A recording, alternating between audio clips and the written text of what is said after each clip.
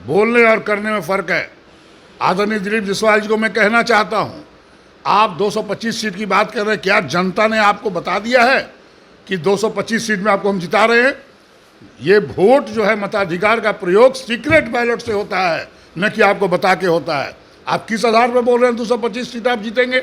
India गठबंधन जो है वो निश्चित तौर पर, जब बिहार में चुनाव होगा 2025 में, हम लोग की सरकार बनेगी और क्षेत्र में विकास होगा, युवकों को रोजगार मिलेगा, महंगाई रोकने का काम करेंगे। मैं आपके माध्यम से बताना चाहता हूं उनको, दिलीप जायसवाल जी जो हमारे प्रदेश अध्यक्ष आदरणीय हैं, 225 क्या, आप 100 के नीचे रहिएगा, हम लोग सरकार बनाएंगे और मजबूती से बिहार का विकास करेंगे। हमारे आदरणीय मुकेश सहनी जी, आपको बता दें, अच्छे नेता हैं और आपको बता दें वो कहीं नहीं जाने वाले हैं, इंडिया गठबंधन में ही रहेंगे और हम लोग उनको बहुत सम्मान देते हैं, वो भी इस पार्टी को। बीजेपी के नवनियुक्त प्रदेश अध्यक्ष देखिए दिल्ली से पटना पहुंच चुके हैं और उसको लेकर के तमाम बीजेपी के विधायक हो या बीजेपी कोटे के जो मंत्री हैं वो कह रहे हैं 2025 में 225 पार करेंगे। अब इसी बात करेंगे, हमारे साथ कांग्रेस के विधायक हैं अजीत शर्मा जी।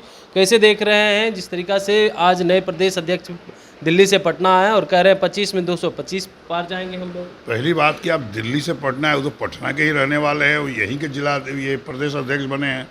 अभी आदरणीय सम्राट चौधरी जी थे, अब दिलीप जायसवाल जी बन रही, तो उन लोग का अंदरूनी मामला है।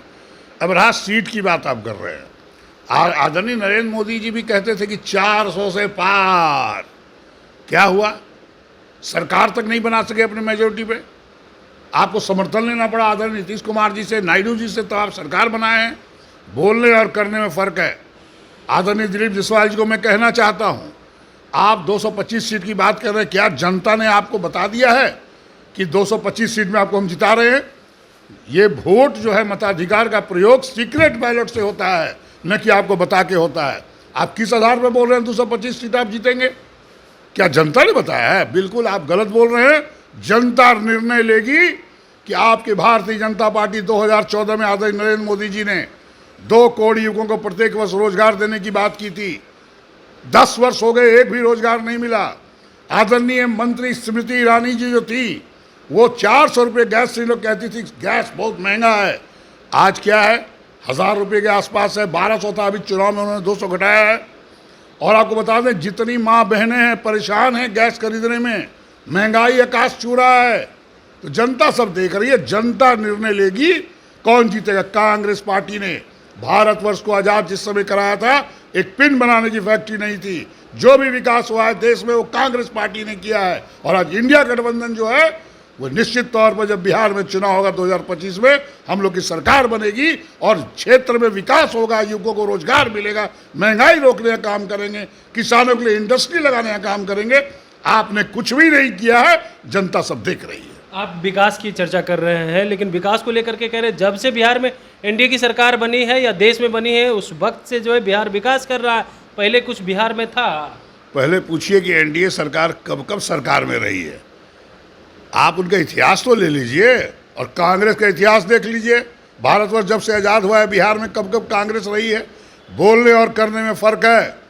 मैं आपके माध्यम से बताना चाहता हूं उनको, दिलीप जायसवाल जी जो हमारे प्रदेश अध्यक्ष आदरणीय हैं, 225 क्या, आप 100 के नीचे रहिएगा, हम लोग सरकार बनाएंगे और मजबूती से बिहार का विकास करेंगे। एक आखिरी सवाल लेंगे, मुकेश सहनी को लेकर के चर्चा इन दिनों खूब हो रही है।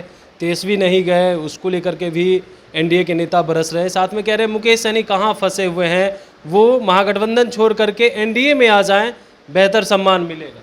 भाई देखिए, सभी पार्टियां चाहती है कि अच्छे अच्छे नेता हैं। हमारे आदरणीय मुकेश सहनी जी, आपको बता दें, अच्छे नेता हैं और आपको बता दें वो कहीं नहीं जाने वाले हैं, इंडिया गठबंधन में ही रहेंगे और हम लोग उनको बहुत सम्मान देते हैं। वो भी इस पार्टी को, जब एनडीए गठबंधन ने उनको सम्मान नहीं दिया तब तो हमारे इंडिया गठबंधन में आए हैं। इसलिए ये सब बातें करने दीजिए बीजेपी। ऑफर दे रहे हैं। ऑफर तो देगा ही, सबको ऑफर देता है। पूरे देश का इतिहास देख लीजिए, जो नहीं मिलता है उसको ईडी, आईडी, इनकम टैक्स का छापा करवा के जेल भेज देते हैं और जो मिलता है उसको पद दे देते हैं। ये तो काम ही उनका है एनडीए गठबंधन को। आदरणीय प्रधानमंत्री जो हमारे हैं नरेंद्र मोदी जी, बहुत इसमें स्मार्ट है। इसलिए निश्चित रहिए, बिहार की जनता तय करेगी कि 2025 में किसका चुनाव हो करके सत्ता में लाएगी। मैं आपको बता दूं, इस बार जनता का मूड इंडिया गठबंधन, महागठबंधन जो बिहार का है उसको सरकार में लाएगी और अपना विकास कराएगी। बिल्कुल। तो आप सुन रहे थे क्या कुछ कह रहे थे कांग्रेस के कद्दावर नेता हैं और विधायक अजीत शर्मा। इन्होंने कहा है कि देखिए 25 में एनडीए 100 भी पार नहीं करेगी। 2024 में ये लोग कह रहे थे 400 पार, लेकिन कहां आकर अटक गए और 25 में 225 की बात कर रहे हैं, इस बार 100 भी पार नहीं करेंगे। कमलेश कुमार, लाइव बिहार, पटना।